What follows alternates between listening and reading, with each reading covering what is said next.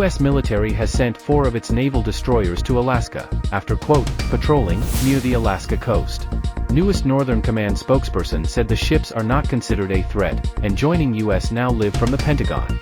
Natasha, what can you tell U.S. about the possible purpose of this patrol and if indeed it did pose a threat to the U.S.? Yeah, Christina, this appears to have been an exercise, and of course it is an example of the growing military partnership between China and Russia. What happened was, roughly 11 Russian and Chinese vessels were operating in very close to the coast of Alaska, near the Aleutian Islands, according to the state senators Dan Sullivan and Lisa Murkowski. The U.S. then chose to respond, sending 4 U.S. Navy destroyers as well as planes to monitor the situation and track those vessels' movement. Ultimately, according to a spokesperson for U.S. Northern Command, those ships did not pose a threat to either the U.S. or Canada, and importantly, they stayed in international waters. The senators issued a statement that was a bit more concerned-toned, and they said that this is really an example of Russia and China showing authoritarian aggression in the region, and they said that they have received a number of classified briefings by U.S. military officials about the transit of the ships near Alaska. Notably, this is not the first time that this has happened. Russian and Chinese vessels also performed an exercise off the coast of Alaska last year and were met by a U.S. Coast Guard vessel that was just on a routine patrol. So Dan Sullivan, who is one of those senators who is from Alaska, says he did appreciate the response this time around was a bit more robust, of course sending those destroyers and reconnaissance aircraft to monitor the ship's activity. We should note that the Chinese embassy released a statement telling CNN that the activity there was not directed at any third party, and had nothing to do with quotes, the international or regional situation.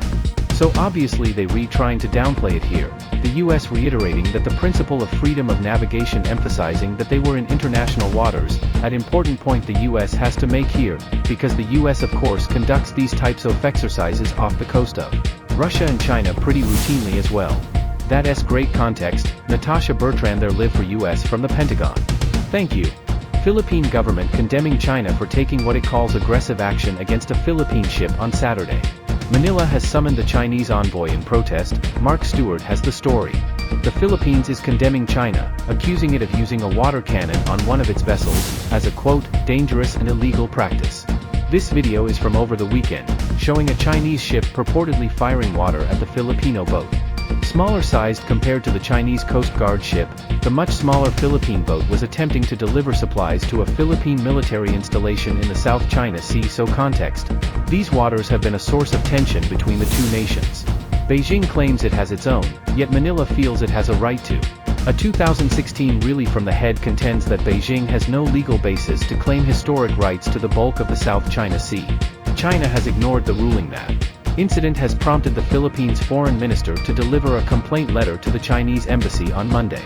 The United States is showing support to the Philippines, reaffirming its mutual defense treaty obligations.